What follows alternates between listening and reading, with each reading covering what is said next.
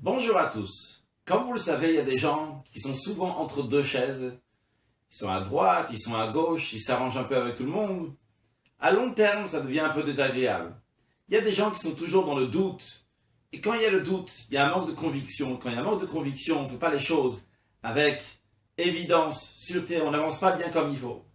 Aujourd'hui, nous allons parler de ceux qui sont entre deux chaises, mais spirituellement. Et attention, ici, il ne s'agit pas de parler des gens qui se rapprochent du judaïsme et que doucement, étape par étape, ils avancent. Mais ceux que par évidence, chez eux, il faut être toujours entre deux chaises, et un peu à droite, un peu à gauche spirituellement.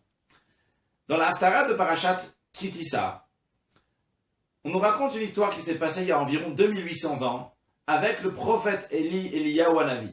À son époque, il y avait le roi Achav qui se comportait très mal. Et à cause de ça, le prophète a dit « Il n'y aura pas de pluie tant que je ne veux pas ».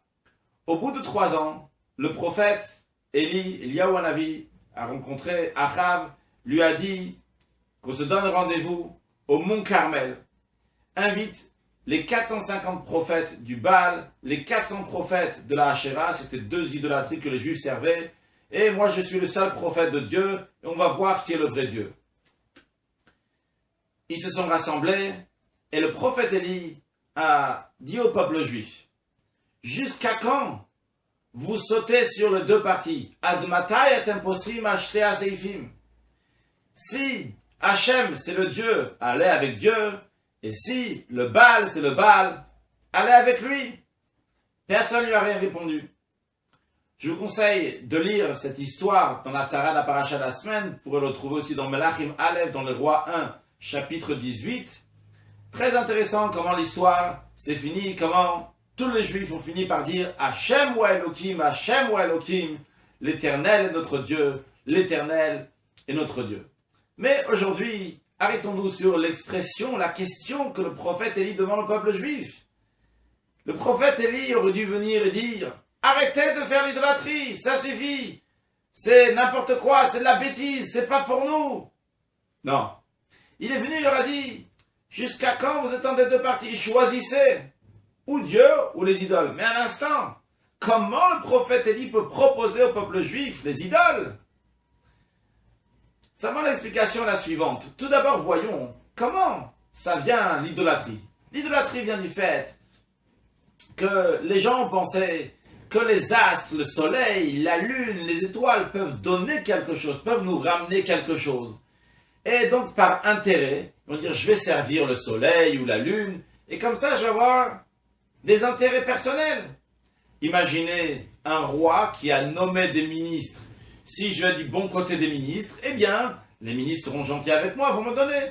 Comme ça, ces gens-là ont pensé qu'il faut faire l'idolâtrie, donner de l'importance à d'autres choses que le vrai Dieu.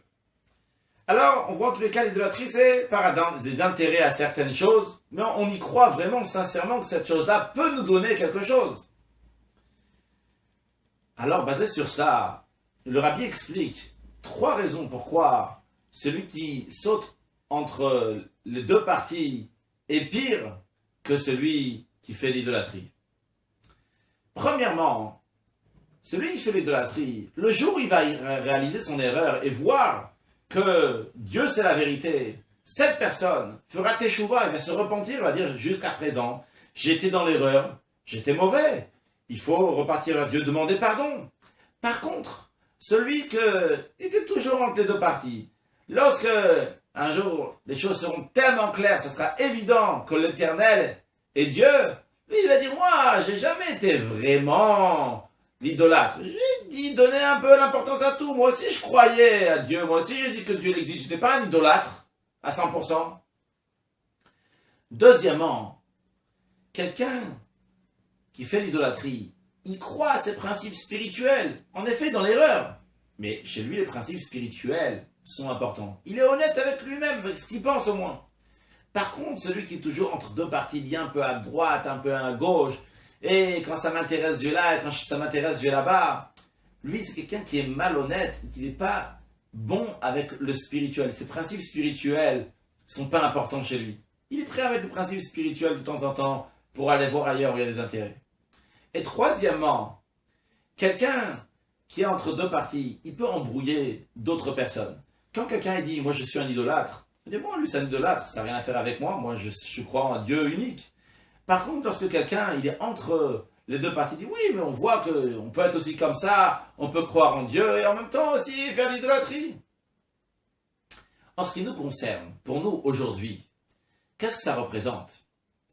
Il faut savoir que les sages qui étaient après la destruction du premier temple ont prié à Dieu et ont annulé le mauvais penchant qui donne l'envie de faire l'idolâtrie. Et aujourd'hui, personne n'a envie de se prosterner au soleil par envie, par amour, ou bien se prosterner à la pierre, parce que justement, ils ont enlevé ce mauvais penchant. Mais le mauvais penchant d'être entre deux parties, ça, ils n'ont pas enlevé, ça existe encore aujourd'hui. Malheureusement, des fois, ça existe un juif, quelqu'un qui est prêt à mettre de côté des principes spirituels pour avoir des intérêts matériels, pour dire, bon, maintenant, j'ai besoin de gagner ma vie. C'est vrai, en principe, il y a Dieu, mais là, ce Shabbat-là, c'est un Shabbat très important. Il y a des grosses affaires à faire. Ce Shabbat, il y a un examen qui est important. C'est vrai, en général, il faut que je donne 10% de ce que je gagne à Dieu, mais là, j'ai des vacances à prendre, j'ai quelque chose d'autre qui me semble plus important. C'est vrai qu'en général, il y a la Torah. Mais là, si je vais faire comme la Torah me dit, je vais avoir l'air de quelqu'un qui est arriéré. Alors, pour avoir de l'honneur imaginaire évidemment, je vais mettre ça de côté pour pas qu'on va dire qu'au XXIe siècle, il y a encore quelqu'un qui pense avec des idées qui sont tellement arriérées.